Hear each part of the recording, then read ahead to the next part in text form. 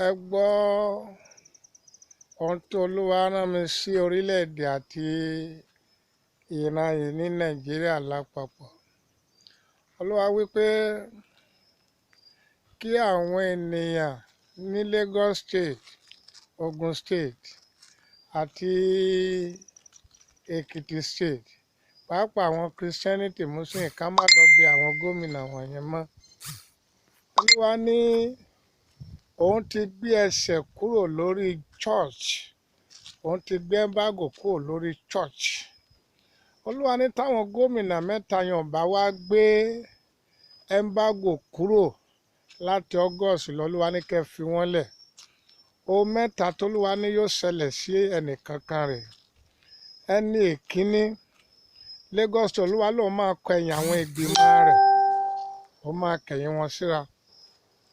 Pé àwọn ìgbìmọ̀ Sanwó-Olú lẹ́kọ̀ọ́ pé ó máa kẹ̀yìn áùsì wọn síra, wọn ò ní gbọ́ra yé. Olúwa lòun máa dá èdè àìyedè sílẹ̀ láàrin wọn. Èkejì, Olúwa ní ọ̀fọ̀ dẹ̀ máa pọ̀ nínú ìjọba yẹn. Ẹ̀kẹta, Olúwa ní kò ní parí ìjọba rẹ̀ dáadáa lẹ́kọ̀ọ́. That is one. Tí Ogun State, Olúwa ní tí ò bá gbé embargo kúrò nínú church àti mosque láti August lọ, kí Dàpọ̀ Sanwó-Olú, Olúwa ní kẹ́ fi ilẹ̀ má bẹ̀ pé nǹkan mẹ́ta ni yóò ṣẹlẹ̀. Èkíní, Olúwa ló máa gbé ọ̀tá kan dìde fún tó máa lágbára. Èkejì, Olúwa ló máa da ìgbẹ́ lu gbogbo iṣẹ́ rere tó ṣe ní Ogun State, pé àwọn èèyàn máa rí gẹ́gẹ́ bí ẹ̀gbin. Ẹ̀kẹta, Olúwa ní tó bá ní ambition pé òun fẹ́ lọ sí second term, Olúwa ní bí gbogbo ogun bá dìde fún, tí gbogbo ogun tá bá dìbò fún pé kò ní wọlé. Ohun nǹkan mẹ́ta yẹn. Ní ti Fáyẹmí, Olúwa ní kí n sọ fún ẹ̀yin ọmọ Ọlọ́run tẹ́lẹ̀ pín àwòrán ẹ̀ káàkiri ayé. Olúwa ní tó bá gbé embargo kúrò lórí church láti August lọ, pé torí òun lòun fi àwọn ọmọ Ọlọ́run ṣẹ̀sín, òun dẹ̀ ti dáríjì, òun ti gbé ẹ̀sìn kúrò. Pé tó bá gbé embargo kúrò, Olúwa ní èkíní oore ọ̀fẹ́ kan sì wà níwájú ẹ̀ kó tó kú láyé, pé òun máa yẹ oore ọ̀fẹ́ yẹn. Èkejì, Olúwa wípé ọba àwọn bá wípé Fáyẹmí máa ṣe ẹ̀sìn kan tí gbogbo ayé máa gbọ́ láyé. Mi ò ní ká gbọ́ tí mo sọ yìí o. Ẹ̀kẹta, Olúwa ní pé kó tó kúrò ní ìjọba, gbogbo èèyàn máa kíkí ọ̀fọ̀ ńlá kan. Nítorí kí n sọ fún àwọn mẹ́tẹ̀ẹ̀ta nìyẹn. Tí wọ́n bá wù wọ́n ká gbẹ́sẹ̀ kúrò, tó bá wù wọ́n ká má gbẹ́sẹ̀ kúrò. Olúwa ní ìtókùn yìí o, pé àwọn èèyàn ká má lọ fara wọn ṣẹ̀sín pé òun fẹ́ gbàjọba lórí Ògùn, Èkó àti Èkìtì State. Òun dẹ̀ máa fi bóun ṣe tó han àwọn gómìnà wọn. That is ti Ògùn. Èkejì nínú tara mi, Olúwa sọ fún mi pé MOB ní Èkìtì pé àwọn èèyàn fẹ́ pa, pé nǹkan méjì ló lè ṣe bẹ́ẹ̀. Èkíní, kó má rìn ìrọ̀rùn. Èkejì, kó má dẹ̀ jọ jẹ ní public. Ẹ̀kẹta, kó wá orí òkè Ọlọ́run kan lọ, kó lọ ṣe nǹkan àánú síbẹ̀. Olúwa ní wọ́n fẹ́ pa bá ṣe pa fún Ṣọ́wilẹ̀ torí adé gómìnà, pé ṣíṣe ẹ̀ la fẹ́ wọ̀ níwájú. Ìjọba rẹ̀ dẹ̀ máa mú ọ̀pọ̀lọpọ̀ àyípadà wá. Ṣùgbọ́n wọ́n ti lọ wádìí ẹ̀ nínú òkùnkùn, wọn ò ní fẹ́ jẹ́ kó débẹ̀. Wọ́n á fẹ́ yẹ ìlérí yẹn. Wọ́n dẹ̀ sọ pé ẹnìkan ṣoṣo tá lè mú kúrò, pé ká lọ mú MOB kúrò lẹ́kìtì. Mi ò má rí, mi ò dẹ̀ bá ní nǹkan kan papọ̀, ṣùgbọ́n Ọlọ́run rán mi sí ní public. Ẹ tẹ́ ẹ bá mọ̀, ẹ ṣe ìdàwòrán ẹ sí wọn. Kó wà very careful for now, torí season ẹ̀ ló wà níwájú yìí láti ṣe àwọn àtúntò kankan. K'Olúwa kó wà pẹ̀lú wa. Ní ẹ̀kẹta, Olúwa sọ fún mi pé kí bàbá Adébóyè kó yan èèyàn ní ìsìn lákòókò, pé òun ti ṣetán pẹ̀lú ẹ̀. Kì í ṣe láti kú o, ṣùgbọ́n kó yan ẹni tó fẹ́ gbéjọba fún. Tí ò bá yàn lákòókò yìí, ọ̀pọ̀lọpọ̀ kan oore ọ̀fẹ́ tóun ti fún, wípé ẹ̀sìn díẹ̀díẹ̀ á máa wọlé níjọba rẹ̀. Àwọn tí ò yẹ kó kú lára rẹ̀ á kú. Àwọn èké ọ̀fà jáde, pé kó yan ẹni tó bá máa yan. Àwọn ará ọ̀run sọ pé kó yan ẹni tí yóò bá yàn sí ipò ní ìsìn. kó dẹ̀ gbàdúrà fún kó anoint ẹ̀. Májẹ̀mú ìjọ ìràpadà ti Ọlọ́run Redeem ó ń kégbe tantantantan nísìn pé kó má tẹ́tí sí ìmọ̀ràn ìyàwó ẹ̀, pé bàbá Adébóyè ti ń tẹ́tí sí ìmọ̀ràn ìyàwó ẹ̀, pé kó tẹ́tí sí ìmọ̀ràn ẹni tó pè ní ìbẹ̀rẹ̀, kó yan ẹni tí ó bá yàn, kó dẹ̀ gbàdúrà fún Olúwa yóò wà pẹ̀lú wa. Ní ẹ̀kẹrin, Ọlọ́run sọ fún mi pé gómìnà kan máa kú kí ìjọba tó ń lọ lọ́wọ́ yìí ó tó parí ní 2023, but mi ìmọ̀ bá lè gbàdúrà gómìnà tó wà lórí àléfà pé a máa kí orílẹ̀-èdè kú ọ̀fọ̀ nípa gómìnà ní state yẹn. Olúwa fi state yẹn hàn mí, ṣùgbọ́n kí gbogbo state ó gbàdúrà. Àkárùn-ún, Ọlọ́run sọ fún mi wípé àti ex-president, ex-governor àtàwọn ìránṣẹ́ Ọlọ́run ńláńlá àtàwọn olórin ẹ̀mí olórin ayé láàárín àkókò sọ́dún mẹ́ta, Olúwa lòun fẹ́ á máa mú wọn lọ. Wípé ìwà láàyè wọn ò jẹ́ kóun gbé àwọn akọni míì dìde torí májẹ̀mú tóun ti bá wọn dá, pé ìwà láàyè wọn ò jẹ́ kóun gbé àwọn akọni dìde. Ọ̀pọ̀lọpọ̀ wọ́n dẹ̀ ti fi ìwà láàyè wọ́n ti fi bí òun nínú, pé àwọn tí iṣẹ́ ọ̀bá ti parí nínú àwọn bàbá yẹn kọ́lọ́run kó wà pẹ̀lú kó fún wọn lórí ọ̀fẹ́ lẹ́ẹ̀kejì, títí dórí àwọn president, gómìnà, senate. Olúwa lòun fẹ́ wá ní Nàìjíríà kó máa mú àwọn tó ti ṣiṣẹ́ tọ́lọ́run ti gbé dìde síwájú, political, former president, former head of state, àwọn olórin nǹkan kan àti àwọn tó ti lóko, pé láàárín ọdún yìí sí ọdún mẹ́ta tóun fẹ́ wá kó àwọn èèyàn lọ kí a gbàdúrà. Èyí tó bá ṣe látúnṣe tí ó ṣe kọ́lọ́run kó dá dúró fún wa, kó dẹ̀ jẹ́ kó ṣe àtúnṣe. Èyí tó tò lẹ́ tí Ọlọ́run tó sọ fún mi kí gbogbo ẹ̀yin àyànfẹ́ kí ẹ gbọ́.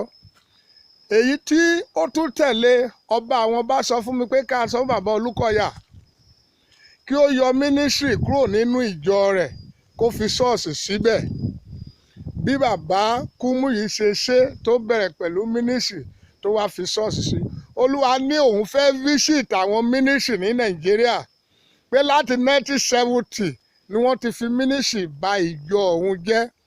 Wọ́n fi mínísírì ba ìjọ òun jẹ́, pé òun fẹ́ visit mínísírì, kó òun fẹ́ bìjọba mínísírì wó ní Nàìjíríà, pé ìjọba ìrú, ìjọba olè, ìjọba ẹ̀ṣẹ̀ ni, pé ìjọba àrékérekè ni. Àti àwọn tó bá lọ sí ṣọ́ọ̀ṣì mínísírì gbogbo pátá, Olúwa sọ wípé kí wọ́n padà sí ìjọ gangan. Bí wọn ò dẹ̀ padà, kí wọ́n sọ fún pásọ̀ wọn àbí lídà wọn kó ṣéǹjì mínísírì padà sí church, pé ìjọ lòun bá ní májẹ̀mú látọ̀run wá, kì í ṣe iṣẹ́ ìránṣẹ́, pé ká ṣe. Torí mo rí ọkọ̀ ńlá kan ní ọ̀run tó kó àwọn ọ̀pọ̀ èèyàn nígbà tí wọ́n dẹ̀ máa sọ̀kalẹ̀. Mo rí pé wọ́n sọ̀kalẹ̀ sínú ọ̀gbun iná. Olúwa kí leléyìí? Olúwa sọ fún mi pé wọ́n dẹ̀ kọ́ mínísírì pé àwọn tó wà nínú ìrìnàjò mínísírì tí wọ́n wà nínú church assembly mínísírì làwọn yẹn, pé ogun àìmọ̀kan làwọn kan fi wà ń bẹ̀. Olúwa sọ wípé kẹ́ ẹ sọ fún bàbá Olúkọ̀yà kó yí mínísírì padà sí church, bó jẹ́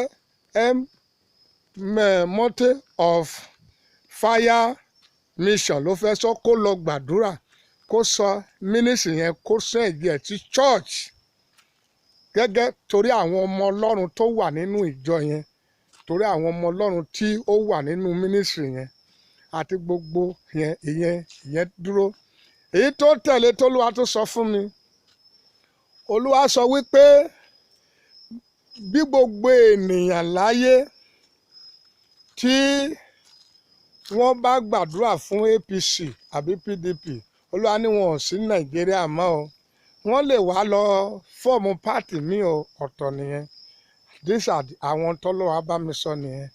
Ní ìkẹyìn, mo rí ìwé ńlá kan tí wọ́n kọ ìwé past president, past head of state. Mo wá orúkọ bàbá Tinubu nú ẹ̀mí orí o. Olúwa ní ká ẹ sọ fún pé Tinubu akọni inú àyànfẹ́ ni o, ẹ̀yìn alálẹ̀, ṣùgbọ́n kò sí nínú president Nàìjíríà. gbogbo ọgbọ́n tó bá lè lò kó má náwó rẹ̀ dànù. Àti pé láìpẹ́ yìí mo rí aṣọ ẹ̀sìn kan tí wọ́n dá táwọn dẹ̀ fẹ́ gbé wọ̀. Aṣọ ẹ̀sìn yẹn wọ́n fẹ́ gbé wọ̀. Olúwa sọ pé aṣọ ẹ̀sìn APC pé Tinubu ló kù tá fẹ́ gbé wọ̀. Nítorí bẹ́ẹ̀ ẹ lọ kọ́lẹ̀, èmi ì ṣe wòlíì politician, mi ì dẹ́ ṣe wòlíì íńtánẹ́ẹ̀tì, ṣùgbọ́n tá a rán mi nínú igbó ènìyàn pé kó má náwó rẹ̀. Tinubu ò sí nínú past history but ṣe ara àwọn hero ni, ṣùgbọ́n kò sí nínú àwọn olórí Nàìjíríà. Mi ò rí nínú ìwé yẹn, mo ṣí gbogbo ìwé yẹn, bóyá kọ́ Ọlọ́run ò fàdé tó ẹ̀ hàn mí àdánù, bọ̀ mo ṣí gbogbo ìwé yẹn, mi ò rí bẹ́ẹ̀. Ẹ sọ fún, ẹ bá ń pín àwòrán yìí sórí YouTube, Facebook, káàkiri káwọn èèyàn rẹ pé fún gbogbo àgbáyé. Wọ́n ta ara mi sí Nàìjíríà nìyẹn. Olúwa á dẹ̀ wà pẹ̀lú orílẹ̀-èdè yìí. Agbára Ọlọ́run yóò máa ṣàkóso gbogbo ẹ̀yin ọmọ Ọlọ́run. Olúwa ní ká padà sí ọ̀dọ̀ òun pé àkókò àánú, òun ti sójú àánú wo ìjọ òun ní Nàìjíríà. Kòrónà láti March, Olúwa ò bá mi sọ kankan nípa kòrónà, ṣùgbọ́n láti ìjẹta wá, Olúwa sọ wípé òun ti bi ìjọba kòrónà wó ní Nàìjíríà. Ní ti Nàìjíríà òun ti bì wó.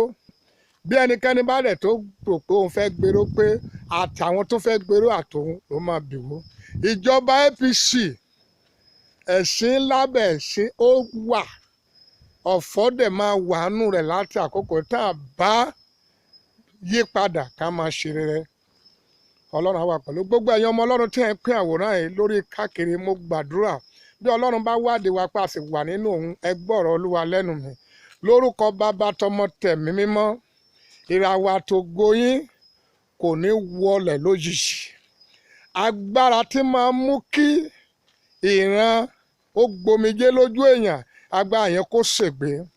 Gbogbo ẹ̀yin tẹ́ wá ń lo owó yín, lo àkókò yín, lo dátà yín láti send mẹ́sẹ̀gì sí gbogbo àgbáyé. Lórúkọ Olúwa Ọlọ́run àwọn ọmọ ogun, ilẹ̀ kò ní gbé ẹ̀tọ́ yín mì. Ayé yín kò ní wọlẹ̀ sọ́wọ́ ọ̀tá. Ọ̀tá ọ̀dẹ̀ ní borí yín. Àtẹ̀mí àtẹ̀yìn a ó wá dé ọ̀run sinmi. Mo wá bẹ̀ yín, ẹ̀yin náà wẹ́ẹ̀ tí ń gbọ́ ọ̀rọ̀ mi, ẹ gbàdúrà fún mi kí n parí ìrìnàjò mi dáadáa, kí òpin ìwọ́n má di rádaràda. Kẹ́ẹ̀dẹ̀ gbàdúrà fún mi pé bó kún ọjọ́ kan kí n já Ọlọ́run kulẹ̀, kọ́lọ́run ó fi kú bu àṣírí mi. Olúwa yóò wà pẹ̀lú wa. Thank you. God bless you.